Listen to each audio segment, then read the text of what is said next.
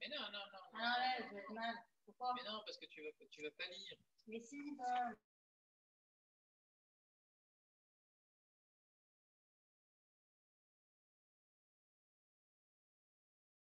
Ça, dans 2 minutes, mais là, oui, là depuis 8 minutes, on te voit et on t'entend.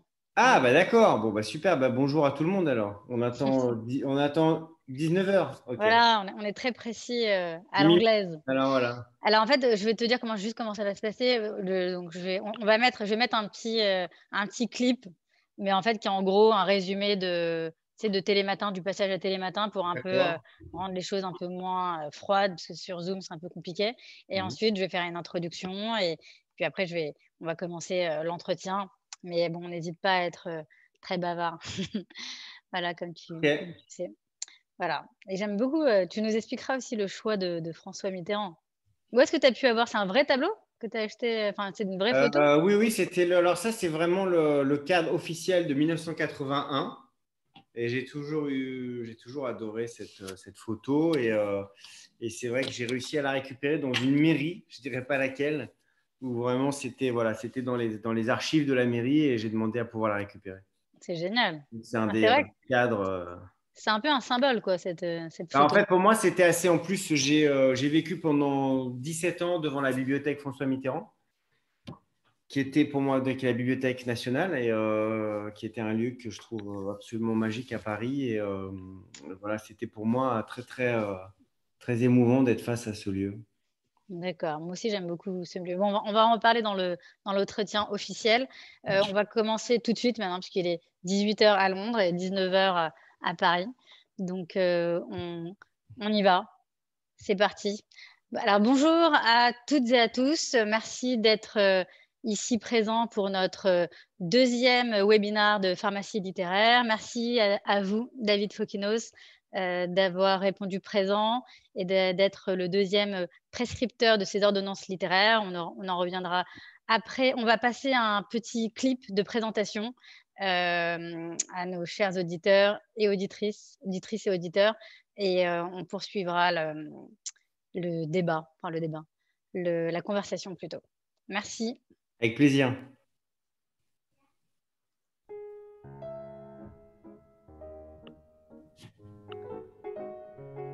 Bonjour Sophie. Bonjour Laura. Installez-vous. J'ai fait appel à des auteurs qu'on appelle donc les prescripteurs pour que chaque mois, ils prescrivent dans une ordonnance littéraire les livres qui les ont marqués pour vraiment rentrer dans l'univers littéraire intime de l'auteur. Qu'est-ce qui fait qu'en tant qu'écrivain, on dise oui à une boîte littéraire? Tout simplement, le nom pharmacie littéraire, pour moi, tout est dit, c'est clair, c'est limpide et ça me parle vraiment profondément. Les livres m'ont accompagné, les livres m'ont consolé, les livres m'ont sauvé. Et donc, je sais à quel point la lecture peut être bénéfique, peut faire du bien. Et en ces temps très difficiles, on a besoin de pharmacie littéraire. Au tout début du confinement en mars, j'ai commencé à offrir à mes amis des livres personnalisés pour essayer de recréer des liens avec eux et je me suis rendu compte du pouvoir thérapeutique et de l'émotion que ces amis avaient quand je leur envoyais ces boîtes, souvent accompagnées de bonbons, de ballons, etc. Quand en décembre les librairies ont dû fermer, cela m'a semblé tout à fait insoutenable. C'était aussi un peu une remise au goût du jour des ordonnances littéraires de Françoise Sagan. Elle avait l'habitude de prescrire à ses amis une dose d'Albertine disparue pour un chagrin d'amour ou du Tchekhov. J'ai trouvé que c'était absolument merveilleux.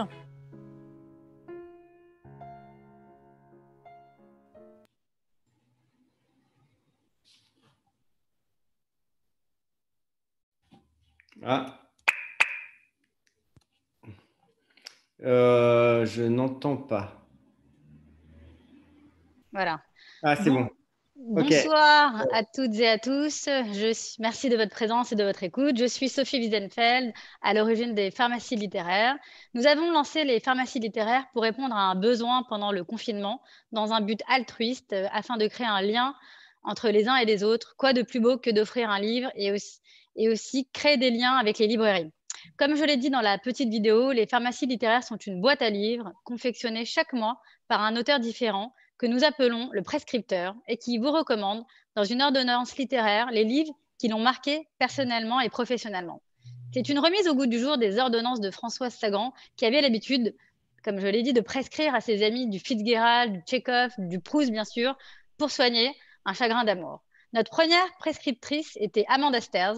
Son ordonnance littéraire prescrivait de lire Rosa Montero, Aimé Césaire et Marguerite Duras. Première ordonnance, donc, qui a rencontré un franc succès. C'est au tour de notre deuxième prescripteur, David Fokinos, ce soir d'être sur le plateau virtuel de la pharmacie littéraire. David, bonsoir. Merci d'être parmi nous ce soir et d'avoir accepté notre invitation. David, vous êtes l'auteur de 17 romans, dont La délicatesse, Les souvenirs ou Le mystère Henri Pic, tous les trois adaptés au cinéma. Vos livres sont traduits en plus de 40 langues. Votre roman Charlotte, dont on parlera après, a obtenu le prix Renaudot et le prix Goncourt des lycéens en 2014. Nous allons révéler votre ordonnance littéraire à nos auditeurs, cher David. Nous nous excusons pour certains d'entre vous qui avaient commandé votre pharmacie littéraire mais ne l'avaient pas encore reçue, parce que suite au passage à Télématin, nous avons été submergés, mais je vous promets que vous la recevrez cette semaine. Encore un peu de patience et désolé. Et maintenant, David, je me tourne vers vous et je vais vous faire... Enfin, voilà, je sais pas comment on dit dans un langage. Non. Ouais. Et dans votre ordonnance littéraire, vous avez donc choisi Capitale de la douleur, Extension du domaine de la lutte de Michel Houellebecq et Un homme de Philippe Roth. Nous allons y revenir dans quelques instants, mais David, vous dites les livres vous ont sauvé dans l'émission Télématin. Expliquez-nous. Oui, d'ailleurs, c'est un thème qui revient très, très souvent dans mes livres. L'idée que voilà, la littérature et l'art d'une manière générale ou la sensibilité, c'est quelque chose qui peut non seulement nous aider, nous sauver, nous consoler, nous faire du bien à un moment donné de notre vie. Évidemment, ça ne peut pas tout guérir. Dostoïevski avait fait dire à un de ses personnages dans L'Idiot que la beauté sauvera le monde, mais c'est certain qu'en tout cas, elle peut nous aider à vivre. Moi, je faisais référence à quelque chose que j'ai raconté assez souvent, qui est que je n'étais pas issu d'un milieu littéraire. J'ai été très, très gravement malade à l'âge de 16 ans. J'ai passé des mois à l'hôpital. J'ai été opéré du cœur et là, on était en 1991, donc sans vraiment de lien avec l'extérieur, pas d'Internet, pas de Facebook, pas de possibilité trop de communiquer. Et c'est vrai que les livres, à ce moment-là, ont été des compagnons extraordinaires. Et non seulement j'ai commencé à lire, alors que je n'aimais pas spécialement lire, mais j'ai senti une présence, une voix, des singularités, de la sensibilité qui était presque transfusée en moi. Et c'est vrai que ça a été déterminant dans mon éducation, dans ma guérison, dans ma façon d'aborder cette nouvelle partie de vie. Et c'est vrai que j'ai aussi été, à partir de ce moment-là, aussi sensible à l'écriture, à la sensibilité des mots, pas simplement aux histoires que j'étais en train de lire. Donc c'est vrai que tous ces livres qui m'ont accompagné, j'ai le sentiment qu'ils ont été comme des anges gardiens à ce moment-là de ma vie. Donc je sais à quel point la littérature ne peut pas tout, mais c'est certain que parfois, voilà, je sais qu'on peut prescrire un livre, c'est aussi permettre à certaines personnes de penser certaines douleurs. D'accord, merci beaucoup, David. Alors, je rappelle à tous les auditeurs que vous pouvez poser vos questions après directement à David Fokinos qui se fera un plaisir de vous répondre. Alors, on va commencer par votre antidote livre numéro 1 qui est Capitale de la douleur de Paul Éluard. Je remonte le livre. Et alors, je vous félicite d'abord d'avoir mentionné de la poésie parce que la poésie, ça sert à rien, sauf que ça change la vie. Et non, mais c'est vrai. Et donc, je voulais vous demander pourquoi ce choix et à quelle occasion vous avez rencontré ce texte. Je trouve ça toujours intéressant d'ailleurs. Moi, j'aime bien votre projet, j'aime bien l'idée. Quand vous m'en avez parlé aussi, vous m'avez expliqué que ce ne serait pas que des auteurs, mais des artistes, des chanteurs. Et c'est vrai que Exactement. Moi, à titre personnel, il y a certaines personnes, j'adorerais savoir voilà, les 2-3 livres qu'ils conseillent. Souvent, d'ailleurs, quand je vais quelque part chez quelqu'un, je regarde tout de suite les livres qu'il y a dans la bibliothèque. J'ai le sentiment qu'on peut comprendre quelqu'un, on peut le définir à travers ses lectures. Alors là, en l'occurrence, il y avait une petite contrainte par rapport à la pharmacie littéraire, c'est qu'on ne met que 3 livres. Il ne faut pas non plus que la boîte coûte 250 €. Donc, l'intégrale de Dostoïevski ou des livres un peu trop conséquents voilà, était peut-être à exclure. Donc, j'ai choisi des livres plutôt courts. Et c'est vrai qu'il me semblait que parmi les 3 livres, alors c'était à un moment donné de ma vie, quand j'ai répondu ça, c'était à l'instant T. Peut-être que le lendemain, j'aurais prescrit 3 autres livres. mais il me semblait que parmi les trois livres, un livre de poésie me paraissait essentiel. Pourtant, je ne suis pas un grand lecteur de poésie. C'est pas là où je tire le plus, comment dire, de satisfaction. Mais de temps à autre, j'ai le sentiment que la beauté des phrases, dénuée finalement d'une histoire, le simple exercice de style, la poésie tout simplement, de quelques mots qui, accoudés ensemble, forment une image ou forment une forme de beauté voilà, subtile. J'ai le sentiment que parfois, c'est comme un shoot, la poésie, c'est-à-dire que on va lire quelques lignes de poésie et ça va rendre le monde plus poétique, si j'ose dire. Je suis plutôt adepte de la poésie du XXe siècle. De manière générale, la plupart de mes lectures sont plutôt liées au XXe siècle, mais c'est vrai que j'aurais pu citer aussi Paul Valéry ou Henri Michaud. Il y a beaucoup de poètes que j'aime particulièrement, mais c'est vrai que j'ai toujours été, au-delà même du texte et au-delà même des poèmes que je trouve souvent bouleversant et émotionnellement très très fort, j'ai toujours été attiré par ce titre que je trouve très impressionnant. C'est vrai que Parfois, comme on pourrait être attiré par un prénom ou par voilà, un titre de film, Capitale de la douleur, moi j'ai toujours trouvé qu'il y avait quelque chose d'absolument majestueux, de douloureux évidemment, mais en même temps qui évoque je sais pas, comme si on pouvait éprouver une sorte de puissance émotionnelle à la souffrance. C'est comme une sorte de chagrin d'amour qui pourrait faire du bien. Bah, merci beaucoup, c'est une très belle explication. Mais alors, comment vous nous conseillez de lire ces poésies? Comment s'y prendre? Puisque c'est pas quelque chose de commun de lire de la poésie. Comment lire de la poésie, selon vous, C'est chaque vrai que jour? le concept de la pharmacie littéraire, j'aime bien parce que c'est l'idée que voilà, les livres peuvent nous faire du bien. Mais je ne crois pas que, pour moi, la littérature, c'est un peu comme l'écriture. Je ne crois pas beaucoup à l'idée des conseils. Je ne crois pas non plus qu'il y ait des méthodes d'écriture. Souvent, j'ai le sentiment que même les ateliers d'écriture, on peut pas, il n'y a pas de vérité dans la construction d'un roman. C'est juste un échange de sensibilité sur un texte et ça n'engage que les deux personnes qui parlent de ce texte-là. Je trouve que moi, à quel moment ou pourquoi ce texte me toucherait, ça ne peut pas correspondre à quelqu'un d'autre. C'est une pharmacie qui est quand même totalement subjective. Et c'est ce qui est aussi très, très, très beau, je trouve, très touchant. Moi, j'ai le sentiment que pour certaines personnes, la poésie, ça fera du bien quand ils vont bien, parce que ça accompagnera peut-être, ça égayera la beauté, ça sera comme des pétales de rose sur de joyeux moments. Et puis pour d'autres personnes, peut-être pour la majorité des gens, la poésie pense les moments peut-être plus difficiles. Je les associerais plus à des chagrins qu'à des difficultés de vie. Je pense que la poésie, c'est davantage quand qu'on est quitté par une personne aimée que quand on est licencié, par exemple. C'est le sentiment que j'aurais comme ça, spontanément. D'accord, merci en tout cas. Mais alors, Vous pouvez lire de la poésie, notamment Paul Éluard, quand tout va très bien. mais est-ce que vous nous conseillez, par exemple, d'apprendre des poèmes Moi, je crois que pour muscler notre mémoire? Parce qu'il faut l'entraîner, cette mémoire. ça me paraît pas mal. C'est d'ailleurs tellement impressionnant de voir à quel point les enfants ont une mémoire extraordinaire. Voilà. Et donc, il y a quelque chose qui se passe dans notre vie, à quel moment on perd cette capacité.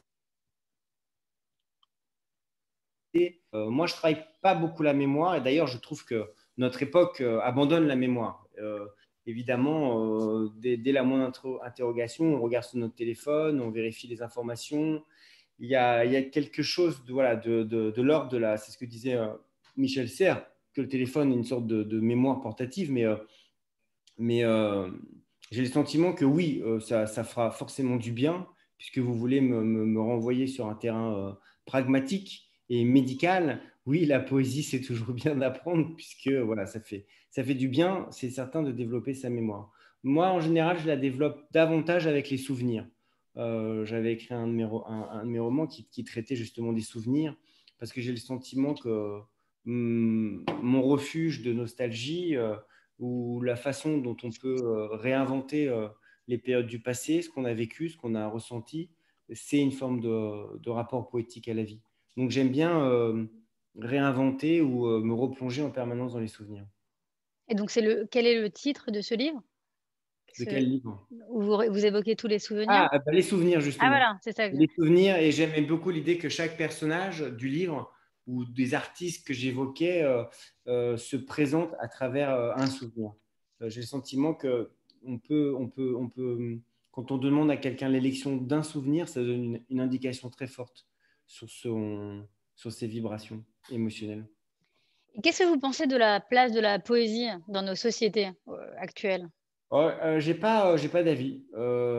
C'est marrant parce que ça dépend. Moi, j'ai cette chance incroyable de voyager beaucoup, et c'est vrai que je me rends compte que dans certains pays, notamment les pays de l'Est, en Russie par exemple, la première question que vous posent les lecteurs, c'est: est-ce que vous écrivez de la poésie? Et si on répond non, on n'écrit pas de poésie, on nous regarde comme un écrivain de seconde zone, comme si la poésie était dans ces pays-là vraiment à placer au sommet de l'art littéraire. Donc j'ai le sentiment que d'une manière générale, en France, elle est un petit peu moins valorisée. Il y a une semaine de la poésie, il y a un printemps de la poésie, il y a quelques moments comme ça où on souligne les poètes, mais il n'y a pas très peu de possibilités pour quelqu'un qui voudrait écrire de la poésie d'exister véritablement alors qu'il est. Donc c'est assez dommage, parce que c'est certain que parmi les grands écrivains de la langue française, il y a les poètes. Donc c'est un peu, peut-être qu'elle s'est comment dire, décalée vers la chanson. On peut Exactement, je suis considérer que d'accord. Souchon, c'est un poète des temps modernes, entre autres. Voilà. Je suis Je lis assez les d'ac- textes de Souchon, pour moi, je trouve que c'est extraordinaire. je suis assez d'accord. Aussi, Michel Berger, tu as toute la chanson française de ces années-là, c'est très poétique.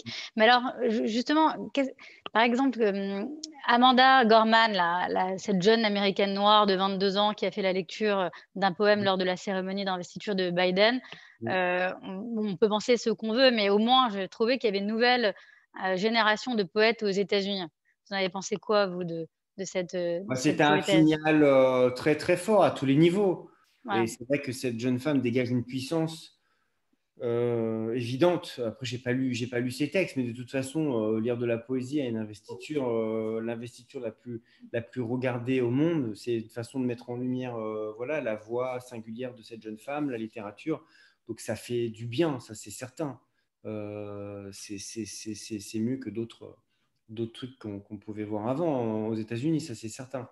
Après, je dis pas qu'il n'y a pas de voix, je dis pas qu'il n'y a pas d'expression. C'est difficile d'exister par la poésie, ça c'est certain. Moi, je rencontre beaucoup de lecteurs qui, il fut un temps, il y a plus d'un an, quand on pouvait faire des rencontres littéraires ou des dédicaces, c'est vrai que beaucoup venaient me voir avec des manuscrits, mais quand j'ai fait le concours des lycéens, je me souviens que la plupart des jeunes qui me donnaient des textes, c'était de la poésie. C'est peut-être la première façon, la façon la plus immédiate de commencer à s'exprimer, avant même la fiction. Après, c'est vrai que c'est difficile. Les éditeurs, moi, parfois, j'ai eu des conversations avec des gens qui écrivaient de la poésie. Je ne savais même pas vers qui ils pouvaient se tourner. Il y a très peu d'éditeurs de poésie, hein. Alors qu'il est, en tout cas, la plupart des maisons traditionnelles ne publient pas de poésie dans leur catalogue. Parce qu'il n'y a peut-être pas de. Comment dire, même Houellebecq, quand il a publié ses poésies, ça reste confidentiel par rapport à ses romans. Donc il y a aussi un goût du public, des lecteurs, qui se tournent davantage vers la fiction. Mais des voix importantes de poésie pourraient à tout moment changer la donne, comme ce qui se passe peut-être aux États-Unis avec cette nouvelle génération. Ouais, qui ont un peu démocratisé la poésie, puisqu'elle a signé des contrats avec Nike, avec plein de marques. Oui, Donc, on peut se poser la question, est-ce que c'est la bien poésie ou est pas partout, de... finalement, ouais. Voilà. En tout cas, je vous félicite d'avoir mentionné de la poésie pour toutes les raisons qu'on évoque, et parce on connaît tous le poème sublime de Paul Éluard qu'il a écrit à sa femme, qui s'appelait Nuche, Liberté, j'écris ton nom. Mais justement, il est tellement connu qu'on ne retient que ce poème de l'ensemble de son œuvre immense. Et donc, merci beaucoup de nous avoir prescrit ce recueil de poèmes, Capitale de la douleur. Alors, nous allons passer au deuxième antidote livre, qui est Extension du domaine de la lutte de Michel Houellebecq. Alors, vous avez choisi son premier livre au tout début. Alors, je ne vous cache pas que cela m'a assez surpris, même si j'ai évidemment beaucoup aimé ce livre, que vous comptiez Houellebecq parmi vos remèdes, car c'est pour moi plutôt une pilule de mélancolie ou une pilule de détresse. Mais bon, poison et remède, c'est le même mot en grec, c'est pharmakon. Derrida en avait d'ailleurs fait un livre. Alors, expliquez-moi, cher David, en quoi Houellebecq est un remède et quel mot MAUX va-t-il soigner par ces mots MOTS? Alors, tout d'abord, Houellebecq est le pur représentant romanesque de ce qu'on pourrait appeler l'humour dépressif ou l'humour cynique. Pour moi, il est dans la pure tradition de Cioran. J'aurais pu tout à fait mettre un livre de Cioran, des livres extrêmement déprimants comme Syllogisme de l'amertume ou de l'inconvénient d'être né, évidemment.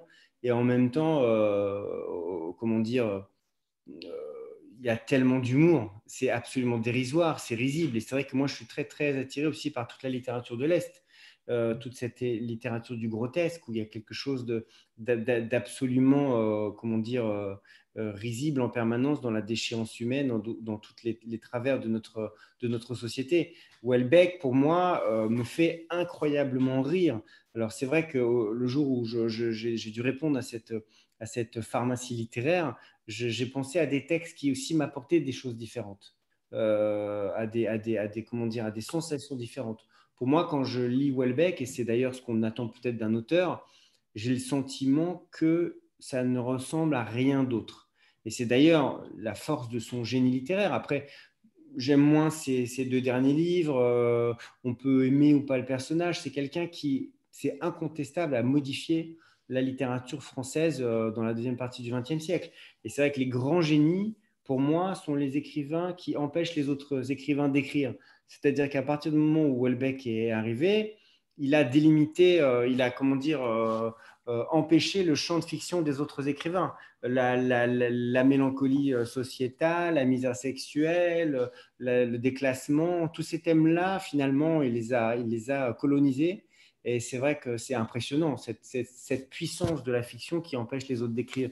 D'ailleurs, il y a un texte, j'aurais pu mettre un livre d'Emmanuel Carrère dans mes recommandations. Il y a un petit texte dans le cahier de Lerne de Emmanuel Carrère qui parle de Houellebecq comme d'un caillou dans la chaussure. C'est-à-dire qu'il l'a empêché d'être le plus grand écrivain français. Et il sent qu'il y a toujours la présence de Houellebecq comme ça dans sa carrière et dans l'aura littéraire. J'ai choisi Extension du domaine de la lutte, encore une fois, parce que comme Capitale de la douleur, c'est un titre qui m'a toujours impressionné. On va croire que je n'ai pas lu les livres, mais en fait, j'ai choisi juste 3 titres. Mais c'est vrai qu'il y a quelque chose d'extrêmement puissant dans cette entrée en matière dans la littérature. L'humour de Houellebecq vraiment m'excite à un très, très haut niveau. Il y a une langue qui est inédite au moment où il écrit ça. Les sujets abordés sont inédits.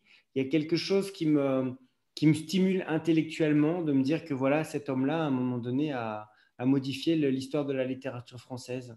Et donc, je pense qu'on a besoin aussi d'être stimulé par ces puissances-là, ces grands artistes qui sont à la fois sulfureux, mais en même temps, il y a aussi un goût de la langue inouï chez Houellebecq. Il y a aussi comment dire, un classicisme qui moi, me bouleverse. C'est quelqu'un qui est à la fois extrêmement, comment dire, provocateur, moderne, et en même temps, il a un sens narratif qui est plus balzacien voilà, que punk. Et donc, il y a quelque chose voilà, qui a été très important. C'est vrai que parfois, quand on me pose des questions sur mes influences, certaines ne sont pas du tout visibles. Houellebecq, je pense que quand on lit un de mes livres, comme La délicatesse, par exemple, on ne va pas penser à Houellebecq en premier. Et pourtant, c'est quelqu'un qui est une influence majeure pour moi. Et quel autre livre de Houellebecq vous recommanderiez? Moi, je trouve que… Alors, je suis moins… peut-être parce que… Peut-être, je ne me permets pas de critiquer, mais peut-être parce qu'il tourne en rond, ou peut-être parce qu'on peut être parfois, quand on a un tel succès et qu'on représente tellement de choses, qu'on peut être parfois dans la parodie de soi-même. J'aime un petit peu moins les deux derniers, c'est-à-dire Soumission et Sérotonine. Et et aussi un tout petit peu moins aussi la carte du territoire, mais tout ce qui a été fait avant jusqu'à la possibilité d'une île, pour moi, c'est extraordinaire. C'est-à-dire les particules élémentaires, plateformes, même les courts textes comme Lanzarote, et voilà, jusqu'à la possibilité d'une île qui est pour moi l'aboutissement poétique de son œuvre. On parlait tout à l'heure d'Éluard, je trouve que Houellebecq, qui a écrit aussi beaucoup de poésie, a un rapport fictionnel très très proche de la poésie.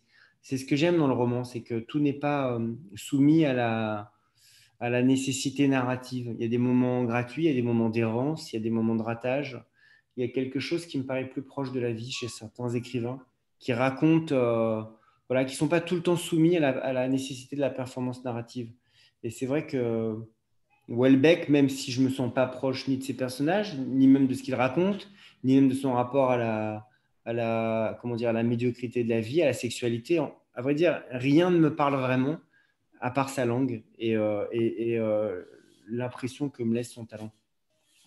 Donc, c'est comme un nouveau langage, en fait, finalement, que Houellebecq a C'est créé. alors, c'est pour ça qu'il suffit de lire la première page de Extension du domaine de la lutte. Je pense que on n'a jamais lu ça avant, c'est-à-dire que je dirais tous les 50 ans, il y a un écrivain, je pense que ça a été Flaubert dans la deuxième partie du 19e siècle, ça a été Céline évidemment dans la première partie du 20e siècle, et c'est Houellebecq. Ce sont des gens qui accélèrent le temps littéraire, qui le modifient, qui captent l'air du temps avant tout le monde. Il y a aussi quelque chose de cet ordre-là chez Houellebecq. C'est vrai que c'est quelqu'un qui plusieurs fois a eu la préscience de choses incroyables, hein, évidemment. Au-delà de toute mission, c'est arrivé plusieurs fois dans ses livres. Le Plateforme. côté avant-gardiste, son côté Oui, c'est surtout. prophétique même. Oui, voilà, prophétique et surtout, je pense qu'il faut avoir une très grande puissance intellectuelle pour capter le temps avant que le temps ne se révèle. Et c'est vrai que même, comment dire, même Plateforme qui se termine, c'est un livre qui sort en septembre 2011 et ça se termine par un attentat qui n'est pas sans rappeler ce qui s'est passé 10 jours après. C'est assez troublant. Mais je retiens, moi, avant tout, la beauté de la langue, au-delà du côté sulfureux de certaines choses, et l'humour. L'humour. D'une manière générale, j'aime les artistes qui me font rire. Alors, ça ne se voit pas forcément avec mes trois choix, mais j'ai une grande. Souvent, c'est pareil pour le cinéma, par exemple, il peut avoir comme ça une sorte de mépris pour les comédies. En tout cas, on estime que c'est moins important. Moi, tous les gens qui me font rire, je les place au sommet de ce que je peux ressentir. Et la plupart des écrivains, par exemple, j'aurais pu évidemment mettre un livre d'Albert Cohen. Je suis émerveillé par la langue d'Albert Cohen, mais c'est vrai que Belle du Seigneur, c'est aussi un livre qui m'a fait incroyablement rire. Mais alors justement, on y reviendra avec l'écriture de Philippe Roth. Mais alors, j'ai une question d'une auditrice que je la pose maintenant. Donc, bon, c'est un peu pas polémique, mais alors, elle me demande que pensez-vous du statut des femmes dans l'œuvre de Houellebecq? En fait, ce sont des personnages. Je pense, moi, je ne juge pas ni Houellebecq, ni ce qu'il pense. C'est-à-dire qu'il y a énormément de déclarations de Houellebecq. Adhérer à un livre, adhérer à un style, c'est certainement pas adhérer à toutes les pensées de l'auteur. C'est ce que je viens de dire d'ailleurs, c'est ce que j'avais précisé avant. Il y a des propos que je trouve incroyablement misogynes chez Houellebecq, évidemment. Il y a des personnages, il y a un rapport aux femmes dans ces livres qui n'est, c'est ce que j'ai dit tout à l'heure, n'est ni le mien, ni même, comment dire, ne me parle. Ça n'a pas d'importance. On peut aimer, enfin, je pense qu'on peut adorer le silence des agneaux sans vouloir trucider tout le monde autour de soi. Donc, c'est pas du tout à ce niveau-là que Houellebecq m'intéresse. Je suis totalement d'accord avec cette question. C'est clairement, il le revendique clairement, c'est totalement misogyne à plein d'égards. C'est évidemment pas ça qui va m'attirer dans son œuvre. Mais alors justement, donc quand vous dites que vous aimez le côté très drôle et en même temps très noir, j'ai retrouvé, est-ce que dans le choix du livre de Philippe Roth, Un homme, c'est quand même, c'est évidemment un livre sublime, mais quand même finalement assez noir. C'est un concentré des moments de la vie d'un homme lorsqu'il est confronté à la mort, finalement. Et alors, oui. Alors, c'est vrai que peut-être que c'est difficile, mais peut-être que Philippe Roth est mon écrivain préféré. Là aussi, je suis arrivé euh, vers Philippe Roth avec l'humour, avec Portnoy et son complexe, qui est un livre irrésistible de drôlerie et sur toutes les névroses de la sexualité d'un jeune homme. On est très très proche de ce qu'on pourrait, de ce qu'on voit dans les films de Woody Allen, par exemple. Voilà. Et c'est vrai qu'après, j'ai lu toute l'œuvre de Philippe Roth, ou en tout cas quasiment tous ses livres. Et un homme, pour moi, c'est à mes yeux, hein. Alors, c'est vrai qu'on a toujours peur de conseiller des livres parce que ce livre-là, moi, il me parle. Je ne suis pas certain que voilà, tous les gens qui vont après le lire vont être aussi émerveillés, bouleversés par ce livre. Moi, enfin, c'est un livre qui m'a d'abord fasciné en termes d'écriture, en termes de somme littéraire. C'est un livre qui est pour moi le livre parfait, qui est 150 pages et qui raconte tout. Finalement, les questionnements d'un homme ou d'une femme, le rapport à la sexualité, le rapport à la maladie, le rapport à la mort des parents, le rapport à la vieillesse, le rapport au désir. Il y a quelque chose de totalement vertigineux dans ces pages qui paraissent toutes simples, qui décrivent l'histoire d'un homme et qui va de la mort à la mort. Et finalement, on a le sentiment qu'il y a à la fois tout, c'est vertigineux de tout ce qu'une vie peut comporter, de complexité, de joie, de désillusion, il a un rapport complexe avec ses enfants, il y a tellement de choses. Et en même temps, ce qui s'en dégage, c'est que c'est un souffle. C'est-à-dire que tout est si rapidement balayé et toutes les importances, 2 pages plus tard, n'ont plus lieu d'être. Il y a quelque chose vraiment qui vraiment, moi, m'a remué dans l'exercice comme ça de l'expression de la vacuité, tout en développant les choses les plus importantes d'une vie. Et vraiment, c'est un livre qui est pour moi magistral. C'est le livre que tout écrivain, je pense, aimerait écrire d'une certaine manière, c'est-à-dire arriver à mettre l'humanité en 150 pages. Ouais, L'humanité, c'est-à-dire le rapport d'un homme à la vie. c'est vrai ce que vous dites. Mais il y a aussi c'est très bien résumé et très bien dit et très émouvant d'ailleurs. Mais mais il y a d'autres livres de Philippe Roth qui sont extrêmement drôles. C'est ça qui est assez Oui, plein magique de avec drôles. qui sont même Un hilarants. livre, moi, je suis plus. Alors, c'est vrai on peut considérer que Philippe Roth a 2 parties dans son œuvre. Il y a une partie plus introspective avec Nathan Zuckerman, son double littéraire, où il parle plus de son rapport voilà, à la vie quotidienne, aux femmes, au désir, au corps. Beaucoup, il parle beaucoup du corps, et ça, c'est quelque chose qui est important pour moi. Et, euh, et puis, il a une autre partie de son œuvre qui est clairement lié à une ambition d'écrire la société américaine, avec des livres, comment dire, comme La Tâche voilà, ou Le complot contre l'Amérique, qui sont des livres un petit peu moins intimistes. Mais voilà, j'ai plutôt une préférence pour la narration personnelle dans son œuvre. Il y a un livre aussi que j'adore qui est Némésis, qui est un de ses derniers livres, où il parle justement de ce que c'est d'être enfant dans les années 30 dans le New Jersey, avec l'épidémie de polio qui ravage les années 30, 40, 50, partout autour de lui. Et il y a des livres comme ça qui sont absolument bouleversants. C'est quelqu'un qui n'a jamais arrêté d'écrire, pratiquement un livre par an, et puis d'un coup, à 80 ans, c'est étonnant, il se dit, voilà, j'arrête, je n'ai plus la force. Je pense qu'il s'était libéré de la littérature, il avait vécu les 5 dernières années de sa vie sans écrire. Et c'est vrai que je sais pas, c'est quelqu'un qui paraît parfois très très dur dans ses interviews, assez austère, assez renfrogné comme ça, et en même temps il y a une douceur dans certaines de ses pages qui moi me touche profondément. Apparemment, il est vraiment extrêmement drôle pour les personnes qui ont eu l'occasion de lui parler ou de l'interviewer. Il m'a dit que c'était assez. Voilà. Est-ce que vous avez vu la série Netflix Plot Against America que je recommande à nos Non, auditeurs? non, mais je note. Je vous la recommande. Je note.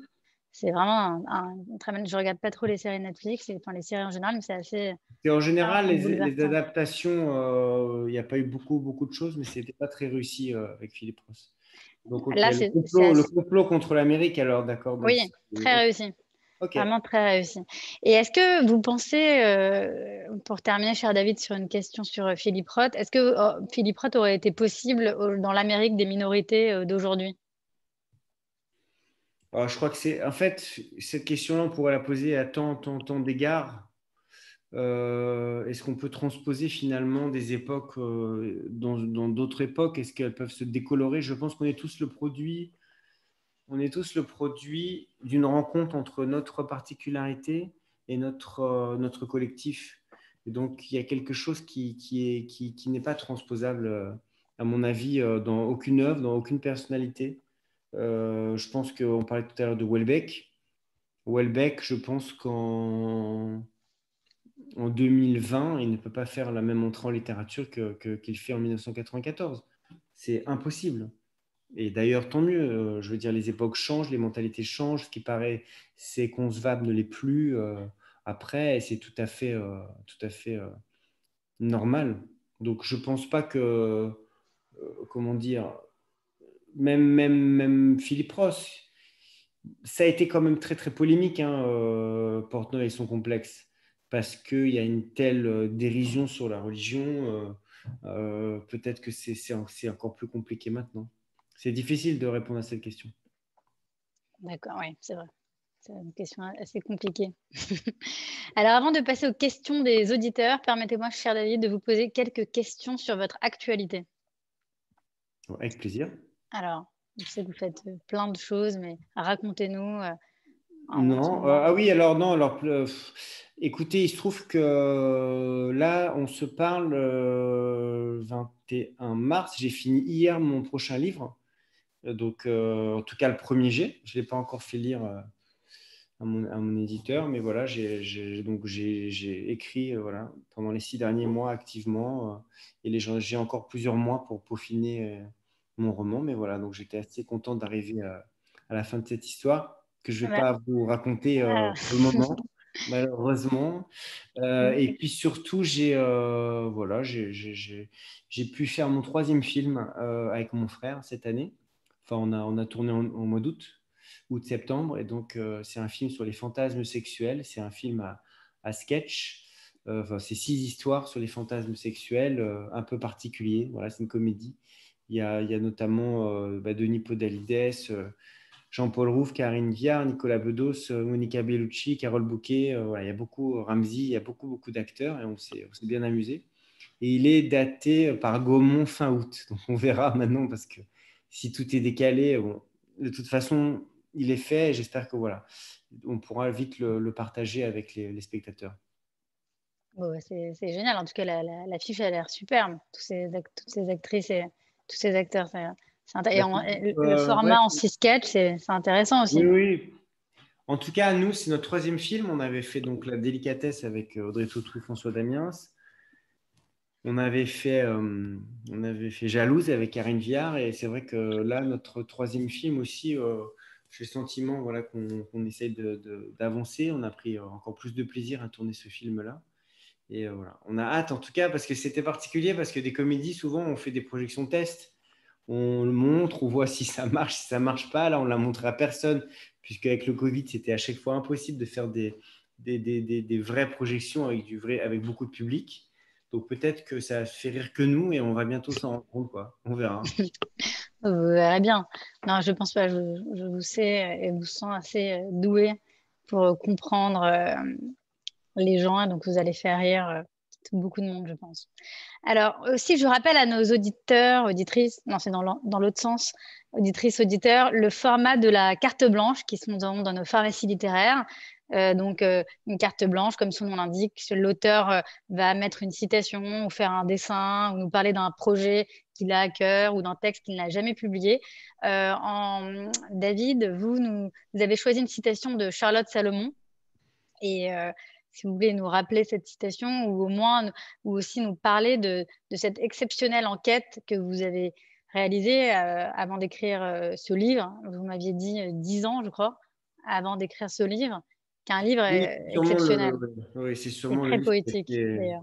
Merci. Parler de C'est poésie. sûrement le livre qui a été le plus, comment dire, le plus important pour moi, à la fois dans l'écriture et aussi dans la réception, tout ce qui s'est passé avec ce livre.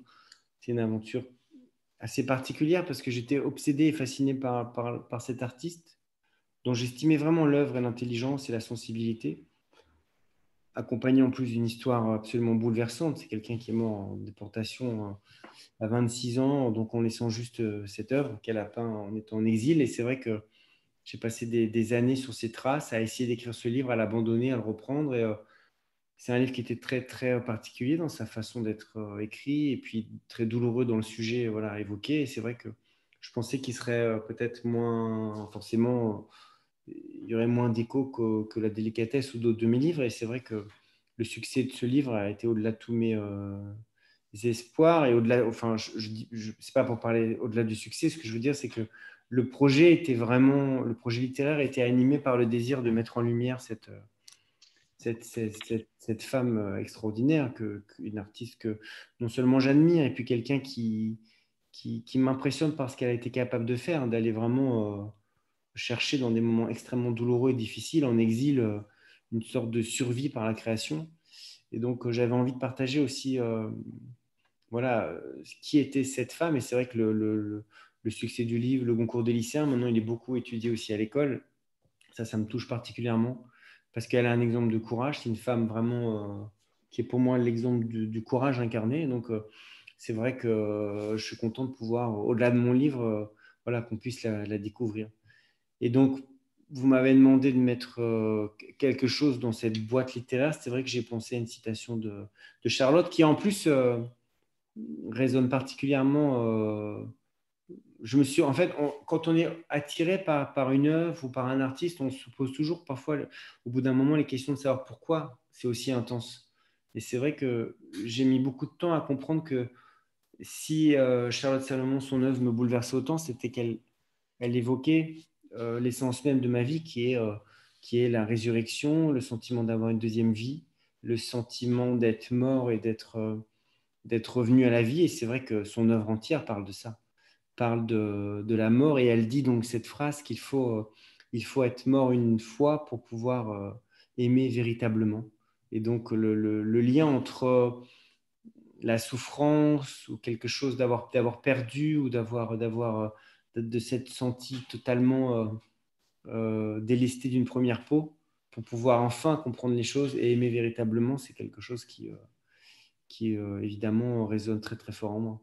Et donc bon, après je suis toujours, c'est toujours au-delà de mon livre très très important pour moi. C'est vrai que il y a la préparation d'un film. J'espère qu'il se fera enfin après plein d'errances et plein de soubresauts. Voilà, j'espère que le film se fera bientôt. C'est pas moi qui vais le réaliser, ça j'en étais pas capable. Mais en tout cas, je n'avais pas le désir. Donc, ça sera un réalisateur qui s'appelle Gilles Bourdeau, qui avait fait Renoir avec Michel Bouquet. Donc voilà, si tout va bien, voilà, il y aura aussi un film, mais au-delà de l'adaptation de mon roman, c'est surtout tout ce qui peut faire concourir à faire parler d'elle. Ça a été vraiment ma motivation pendant très longtemps. Il y a eu une exposition d'ailleurs qui a été faite dans le sud de la France sur. Là, ça a été peut-être, en fait, toute cette période, en tout cas d'un point de vue professionnel ou littéraire, ça a été vraiment la période la plus forte pour moi, ça c'est certain. Mais quand j'ai écrit ce livre sur cette peintre oubliée, ou en tout cas très peu connue, qui a été déportée, arrachée à sa vie alors qu'elle était enceinte, elle était à Villefranche-sur-Mer, dans la région de Nice. Et c'est vrai que j'étais désespéré de voir à quel point elle était oubliée et que le succès du livre a fait qu'il y a eu une très grande exposition de son travail au musée Masséna. Voilà, revenir par son œuvre là où elle avait été arrachée à sa propre vie 70 ans après, ça a été incroyable. Effectivement, l'œuvre, elle n'est pas, elle est, comment dire, elle est conservée au musée juif d'Amsterdam, mais elle n'est pas exposée. Il y a plein de lecteurs qui pensaient, après avoir lu mon livre, pensaient qu'elle était à Amsterdam ou fonçaient à Amsterdam pour la voir et étaient assez déçus. Donc non, elle n'est pas exposée. Et régulièrement, voilà, tous les 6 mois, tous les ans, il y a une exposition à droite, à gauche des œuvres de Charlotte Salomon. Mais il y a eu maintenant l'édition Taschen, assez bon marché de son œuvre. Et c'est vrai que c'est magique de se plonger dans une œuvre qui est à la fois picturale, littéraire, avec des indications de musique. C'est un monde vie ou théâtre, qui est le titre de son œuvre. C'est vraiment majeur. Mais la résurrection, j'ai l'impression que ça fait partie intégrante de votre œuvre, finalement, parce que même dans le mystère d'Henri Pic, vous voulez, c'est les livres finalement qui ne sont pas publiés, qui sont oubliés, que vous voulez Oui. faire En ressortir. fait, c'est marrant parce que, enfin, c'est marrant. Je m'en suis rendu compte il n'y a pas si longtemps, je dirais, peut-être quand j'ai publié Vers la beauté, donc il y a 3 ans, je disais toujours en interview que, et c'est vrai que je n'aime pas refaire ce que j'ai déjà fait. Après le succès de la délicatesse, je n'ai pas réécrit des livres qui ressemblent à la délicatesse. J'ai toujours besoin d'aller ailleurs, d'essayer de me renouveler, quitte à perdre des gens en route. En tout cas, voilà, j'essaie de travailler et de proposer des choses. Et en fait, je me suis rendu compte que je disais n'importe quoi, puisque même si le ton était différent, même si l'énergie était différente, je tournais toujours autour des mêmes thèmes, qui sont effectivement la seconde vie, la résurrection. En Charlotte, c'est vraiment le thème principal. La délicatesse, encore plus, puisque c'est l'histoire d'un deuil et d'une résurrection. Vers la beauté aussi, deux sœurs pareilles. Enfin, et puis, évidemment, le mystère en réplique, qui est la seconde vie d'un écrivain qui n'a pas été connu de son vivant, même si on n'est pas sûr que c'est vraiment lui qui a écrit le livre. Ça, c'était mon premier polar littéraire. Mais c'était assez amusant d'écrire ce livre. Très drôle, j'ai beaucoup aimé. Enfin, j'ai aimé l'ensemble de votre œuvre, mais ce livre, Ouais. j'avais beaucoup aimé. Voilà, c'est un Les livre qui livres parle beaucoup oubliés. c'est un livre qui parle finalement, c'est une pharmacie littéraire pour moi, ce livre, hein, parce Ouais, que ça parle des exactement. thèmes, ça parle du pouvoir de la littérature, ça parle du fait que la littérature peut changer la vie, ça parle beaucoup des livres qui ont été importants pour moi. Et c'est vrai que ça a été assez magique aussi d'avoir l'adaptation de ce livre-là avec Fabrice Lucchini en acteur principal, parce qu'il portait parfaitement bien ce personnage du journaliste littéraire un peu dépressif. Et aussi tout le milieu de l'édition. Enfin non, c'était très bien écrit, très intéressant. Et alors, j'ai une petite question avant de passer aux questions de nos auditrices et auditeurs. N'hésitez pas à nous poser des questions, il y en a un certain nombre, mais on les prendra dans quelques instants. Vous avez mis donc dans la pharmacie, on demande à nos prescripteurs de mettre des sortes de madeleines de Proust. Et vous avez choisi les bonbons, les pèses. Alors, expliquez-nous votre choix. Est-ce que vous en mangez encore?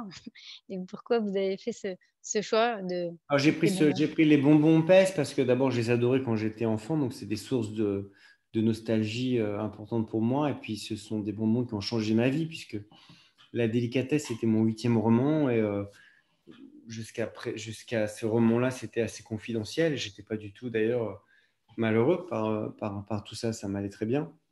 Mais c'est vrai que c'est un livre qui a changé ma vie, qui a dépassé les millions d'exemplaires. Et puis après, il y a eu le film qui m'a donc donné une très, très grande liberté, y compris la liberté de pouvoir écrire Charlotte, d'être plus du tout lié à quoi que ce soit finalement. Et au cœur de ce livre-là, il y a les pèses. Alors c'est marrant parce que il y a 10 ans, quand La délicatesse est sortie, puis il y a eu le film, je pense que on a dû m'offrir des centaines et des centaines de pèses. Donc j'ai une collection inouïe chez moi. Mon fils en faisait la collection à l'époque. Et donc, du coup, voilà, j'ai toujours un objet comme ça. Vous m'avez parlé d'un sachet de thé voilà, j'ai tout de suite pensé au pèse parce que ce sont des bonbons qui m'ont porté chance. Et puis, je les trouve extrêmement ludiques et bons. Voilà. Vous avez un pèse préféré? Un goût? Non, les distributeurs, là, il y a Ah, plein mais de alors j'en ai des figurines. incroyables. Mais vous savez, quand j'ai fait justement, j'ai écrit le livre La délicatesse. Donc, elle parle des pèses à un moment donné. Et quand on fait le film, c'était une histoire hyper marrante parce que c'est vrai que du coup, quand on réalise un film, tous les détails, on est en charge de tout décider. Et finalement, le chef accessoiriste nous dit, voilà, alors pour le pèse, j'ai pensé, venez me voir au bureau. Et donc, on a fait un casting de pèse. Il nous a présenté 100 pèses et on a dû choisir celui qui allait apparaître dans le film. Et donc, c'est mon Bah oui, préféré parce que c'est c'est devenu un une acte. sorte de pèse un peu qui évoque la Suède. Voilà. Mais après, il y a eu même, quand le film est sorti en Allemagne, ils ont fait des pèses Audrey Tautou. Donc celui-là aussi, il est assez collector pour moi. C'est génial, c'est génial. Mais donc le père est devenu presque un acteur, quoi. Une sorte d'acteur du. Il a eu un rôle très C'est important dans le film. important, hein, c'est important. D'ailleurs, il est Et très, ça a très une fort. ressuscitation, hein. C'est une sorte de parce que vous aimez bien la résurrection. C'est un peu. Oui, oui, alors c'est redevenu à la mode. Ouais. Alors je sais pas si c'est lié à la délicatesse, mais c'est vrai que maintenant on en voit partout dans tous les magasins. Et Voilà. ça, C'est et assez chic en plus, avec le distributeur comme ça, pour présenter. Moi, j'aime bien, hein. ouais, mais c'était. On va pas parler 20 minutes de pèse. Non, C'est vrai que c'était totalement oublié pendant un voilà. moment. Mais ça, On donc n'en voulait ça, plus du tout. Hein. Donc, exactement. Donc vous avez en ce fait, voilà, pouvoir de. ma seule contribution à la vie littéraire, c'est ça. Exactement, la résurrection. Alors, merci beaucoup. On va passer aux questions de nos auditrices, auditeurs. Je vais en prendre au hasard. Euh, alors, une question. Est-ce le même exercice, cher David, lorsqu'on écrit au féminin et au masculin, lorsque le narrateur est une femme? C'est étonnant parce que je la trouve très étonnante parce que on m'a jamais posé cette question comme ça. On m'a toujours demandé est-ce que c'est facile de se mettre dans la peau d'une femme parce que j'ai plusieurs romans, évidemment La Délicatesse ou Charlotte, où ce sont des personnages féminins qui tiennent le rôle principal, si j'ose dire. Mais on m'a jamais posé la question comme ça. En fait, je peux pas, je ne sais pas, parce que chaque livre est porté par une énergie différente. Et à certains moments, ça me paraît plus évident d'écrire au féminin. De toute façon, je pense que, il me semble, moi, j'ai eu toujours le sentiment que les écrivains hommes, enfin, pour aller vers l'écriture, ont une sensibilité féminine à développer. Ça paraît évident. Et je pense que c'est aussi réciproque, que les écrivains femmes ont une sorte de sensibilité masculine à développer. C'est assez, donc je trouve qu'il y a quelque chose d'assez mélangé. Et donc il y a des livres qui sont portés par une énergie totalement féminine. Et je sais pas ce qui. En fait, chaque livre comporte sa voix intérieure et me dicte sa voix intérieure.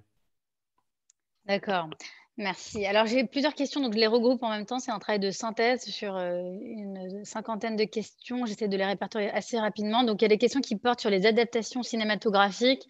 Donc, un ensemble d'auditrices, notamment, qui demandent si, quand vous écrivez un nouveau livre, est-ce que vous avez en tête, vous avez directement en tête l'adaptation d'un cinématographique, du roman, ou ça vient au fur et à mesure, ou alors pas du tout? Et ça change quoi dans Non, la manière d'écrire finalement? non, pas du tout. Alors souvent on parle on pense à des films parce que pour moi la littérature, l'écriture, c'est quelque chose qui doit produire des images. Donc c'est toujours visuel, c'est toujours cinématographique. Mais moi-même la littérature du 19e siècle, elle est cinématographique pour moi. J'écris aussi pour le cinéma, j'ai fait des films. Quand j'ai une idée de scénario, je vais directement écrire un scénario. Ce qui, moi, m'excite, c'est vraiment, dans un roman, c'est l'écriture, comment dire, romanesque. Et donc, non, j'ai jamais vraiment. D'ailleurs, j'ai même refusé des adaptations. Et comme j'ai eu 3, 4 adaptations, j'ai commencé à avoir peur à l'idée que chacun de mes romans devienne des films. Parce que je trouve que ça dénature aussi le roman. Ça l'emmène ailleurs, ça le modifie d'une certaine manière. Et donc, au contraire, je pense que mes derniers romans qui pourraient être potentiellement adaptables, j'ai refusé des adaptations pour vers la beauté ou d'autres de mes livres. Donc non, non, c'est pas. Par contre, quand j'écris un roman, j'ai vraiment un souci d'écrire un livre avec un début, un milieu, une fin, une histoire. Et donc c'est ça qui peut attirer parfois les productions pour faire des films. D'accord. Donc, c'est pas ouais, c'est pas en tout cas, c'est Ah non, non, pas c'est certainement pas. Je suis très content d'ailleurs. En fait, c'est pas très important. C'est une chance pour moi. Je parlais tout à l'heure de l'adaptation d'Henri Pic. J'ai rien fait. J'ai découvert le film. C'était une grande chance. J'étais un auteur heureux et honoré qui ait cette adaptation. Parfois, il y a des films qui ont été ratés. Ça n'a pas beaucoup de. C'est pas ni un objectif ni une pensée quand j'écris un livre. Et d'ailleurs, il y a certains de mes romans qui ont. Je trouve que le roman permet. On en parlait tout à l'heure. Permet la gratuité, permet l'introspection, permet d'aller dans des zones qui ne sont pas très cinématographiques, puisque au cinéma, on a besoin de faire avancer l'histoire. J'aime bien qu'un roman, parfois, ne fasse pas avancer l'histoire. Par passage, par moment, pas tout le roman quand même. D'accord. Alors, on va essayer de. On avait promis qu'on pouvait pas poser des questions à l'oral, mais alors d'un point de vue technique, c'est jamais évident. On va demander à Bénédicte Dubois si vous voulez vous unmute pour poser votre question directement à David Fokinos. Sinon, je la lirai. Bénédicte. Vous m'entendez? Oui, on vous entend. Bonjour Bénédicte. Bonsoir. Merci Bonsoir, d'assister à David ce. Fokinos. Bonsoir. De prendre ma question. Je suis très heureuse de vous rencontrer. Vous venez de terminer un livre, comme vous avez dit. Quel sentiment éprouvez-vous donc juste quand vous terminez? De la satisfaction, un certain soulagement ou au contraire un regret de quitter des personnages auxquels vous êtes attaché? Regret, non. Au contraire, je Merci. suis vraiment heureux comment dire, d'être arrivé au bout de ce premier jet parce que c'est assez colossal. Et un roman, c'est un travail de si longue haleine que on reste toujours en suspens. Il y a quelque chose comme ça qui reste en permanent tout le temps dans ma tête. Et j'ai besoin de pouvoir voilà, clore ce moment-là. Et après, je suis anxieux de. C'est pas parce que j'ai écrit plusieurs romans. Et, déjà, pour moi, c'est ce qui est magique finalement dans la littérature, c'est qu'il n'y a pas de savoir-faire. C'est-à-dire qu'il y a plein de moments où, chaque fois, évidemment, quand j'écris, je trouve que c'est mauvais, je trouve que ça n'a aucun intérêt. Je trouve que pour moi avoir fini n'est pas du tout un gage de réussite. Donc j'attends. J'ai eu un retour bienveillant, mais j'attends celui de mon éditeur et on verra comment ça va se passer. Donc j'ai l'anxiété aussi de me dire est-ce que c'est intéressant? Tant qu'on ne l'a pas partagé, on n'a pas le sentiment de ce qu'on a pu faire. Moi, j'ai aucune, je ne sais pas du tout quel est l'intérêt de ce livre jusqu'au moment où je le partage. Donc, je suis soulagé et en même temps dans l'expectative. D'accord. Merci pour cette réponse très détaillée. Alors, elle a une question de Amélie. Bonjour David. Qu'est-ce qui continue à vous inspirer dans l'improbable? Ben là, déjà, c'est improbable d'avoir cette question-là un dimanche à 19h55 C'est improbable. chez moi en Zoom. Au fond, ouais, c'est une question intéressante parce que c'est vrai que c'est justement dit, c'est souvent l'improbable qui nous inspire. C'est souvent le dérapage du réel, en tout cas l'inattendu, ce qui ne nous paraît pas évident, ce qui ne nous paraît pas perceptible. Là, il y a une semaine, je me suis enflammé je ne vais pas raconter, mais sur un sujet. Je me dis ça ferait un film formidable. Donc, voilà, c'était totalement improbable par rapport à mon univers. Et puis, une semaine après, je me dis, mais non, en fait, ce n'est pas du tout pour nous, pas pour mon frère et moi. Mais l'improbable nous permet comme ça des envolées lyriques de l'inspiration qui sont tout aussi improbables que l'improbabilité. Mais justement, je peux pas définir. J'attends l'improbable, j'attends toujours l'improbable. Même mon prochain roman, je trouve que le sujet est très improbable et n'a aucun lien avec mes romans précédents.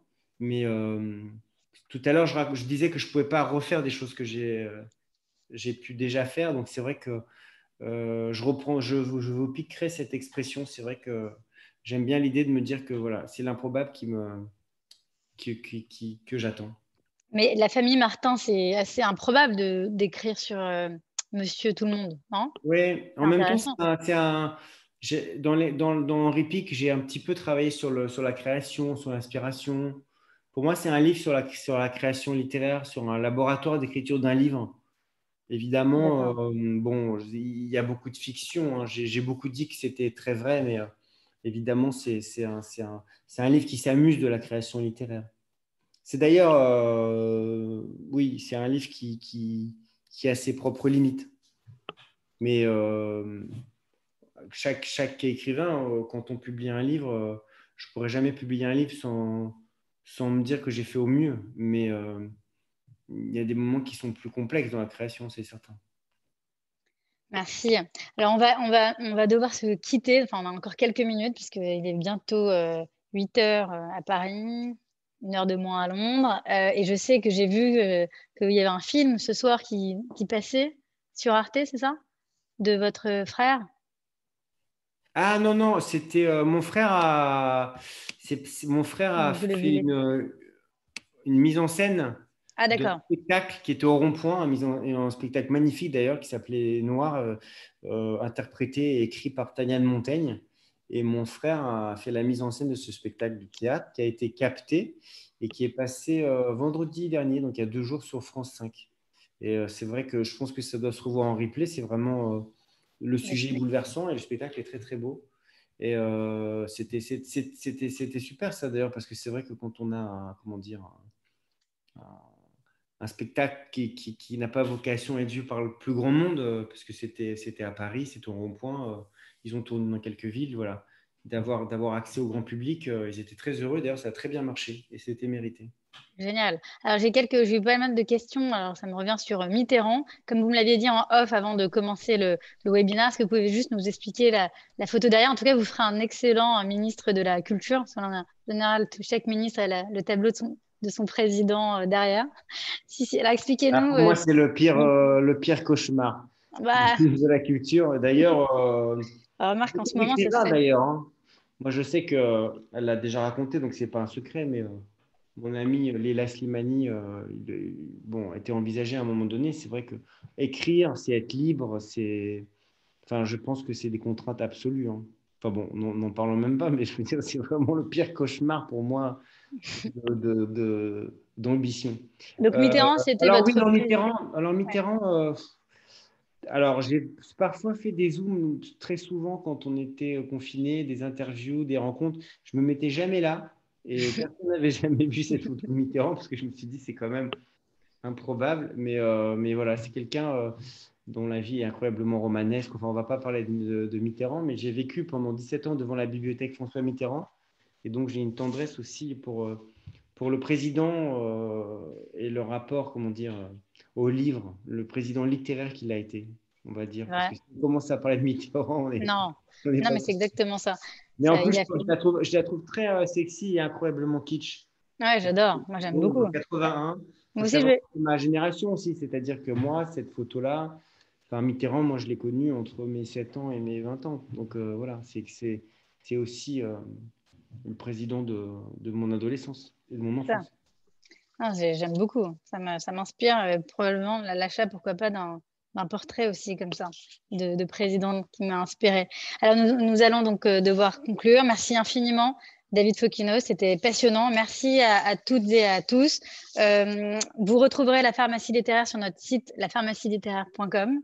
Et nos prochains prescripteurs, donc du mois d'avril, ça sera Alexandre Jardin. Et en mai, Jacques Attali. Suivi de Bernard-Henri Lévy, Yann Moix. Donc, on va un peu dans le sulfureux. Et ensuite, on va revenir à des écrivains plus traditionnels pour juillet, août. Et chaque mois, vous découvrirez des nouveaux écrivains, philosophes. Et on fait affaire aussi des artistes. On a des collaborations qui sont prévues avec des designers, des créateurs de mode. Donc, ça va être extrêmement passionnant et intéressant. Merci en tout cas de nous. C'est le premier webinaire après Télématin qui nous a donné une très grande ouverture c'est pour ça qu'on a une très grande ouverture. Donc, merci à toutes et à tous d'avoir été présents et de commencer cette aventure littéraire, intellectuelle qui, je pense, va être formidable. Au revoir. Je ne sais jamais comment quitter un Zoom. Il faut se dire au revoir. On peut se dire au revoir, oui. Au revoir, appuyez sur le bouton. Merci à tout le monde d'avoir été là et bonne chance à la pharmacie littéraire. Voilà, je suivrai les autres auteurs avec intérêt. Merci David, merci infiniment. À bientôt Sophie, Au revoir. à tout le monde. Au revoir. Au revoir tout le monde. Bonsoir. Bonsoir. Au revoir.